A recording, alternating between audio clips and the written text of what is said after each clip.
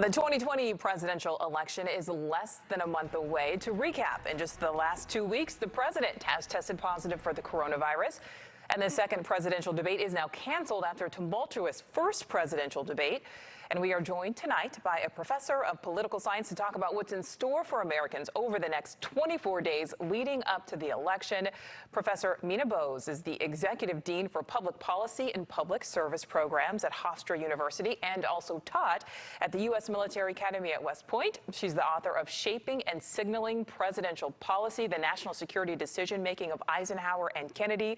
And she holds a master's degree and PhD from Princeton University. Dr. Bose, thank you so much for joining us tonight. Thanks for having me. Well, let's start with this. What are the consequences of canceling that October 15th debate and then the implications for the scheduled October 22nd debate? Well, the consequences are, they're disappointing for the American public. Frankly, it's the decision to move to a virtual format was a good idea from a safety purpose, but it did not, that is not the president's preferred format. It is very easy in a virtual setting to mute anyone who goes over in the time. That was an issue in the first debate between former Vice President Biden and President Trump on September 29th. It was actually even an issue with Senator Harris and Vice President Pence on Wednesday. Speaker, the debaters routinely go over their time. It's difficult. People are always unhappy with the moderator. A virtual format ensures that the moderator has control. And the Biden campaign was willing to do that. The Trump campaign was not. So I think the calculation there really was that that would not benefit from the Trump campaign's perspective, would not be beneficial. It's unfortunate because that was the town hall debate where likely voters get to ask their questions, and there is a moderator. Steve Scully of C-SPAN was set to moderate that discussion, and so those the town hall debates have been in place every 4 years since 1992, and they can be particularly revealing about the candidates' personalities and how they connect with voters. So that's disappointing. Well, go ahead. I was just going to say, and then you had asked about October 22nd, that debate should still go forward, but frankly, we're within 2 weeks and a lot can happen since then in that time. And I suspect the Commission on Presidential Debates is really waiting to see. Obviously, there are health considerations, safety considerations.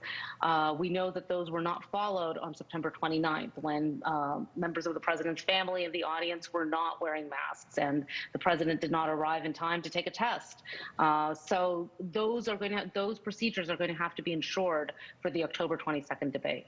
Well, Dr. Bose, you did say a lot can happen in 2 weeks. That is so true. We're definitely learning that each day.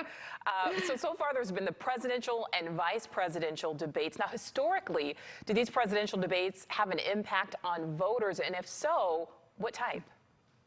Well, that's, of course, the big question. And at my university at Hofstra has hosted 3 presidential debates in 2008, 2012, and 2016. And we've seen the excitement. I guess I would say without a doubt, they serve an important, really a critical educational purpose.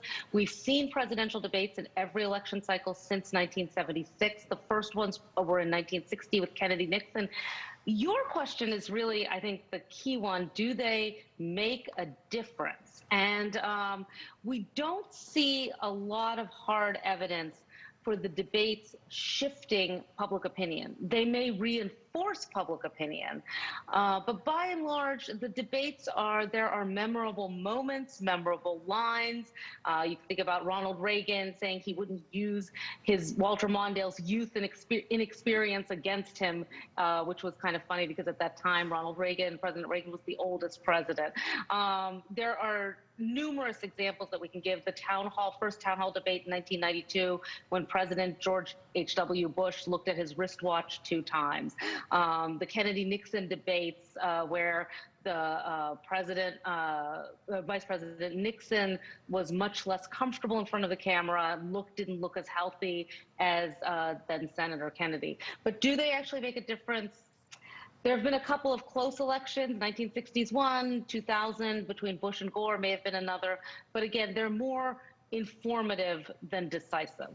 Okay, and we're running out of time, but I do want to get this last question in for you, Dr. Bose. That's okay.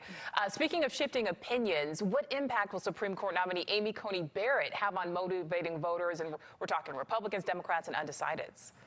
Well, I think without a doubt, this is certainly Judge Barrett's nomination will be part of the campaign strategy for both the Trump and the Biden campaigns. Obviously, lifetime appointment on the Supreme Court is one of the most significant decisions the president makes. And the real question, I think, will be as we move forward to see how the hearings that take place in the coming week.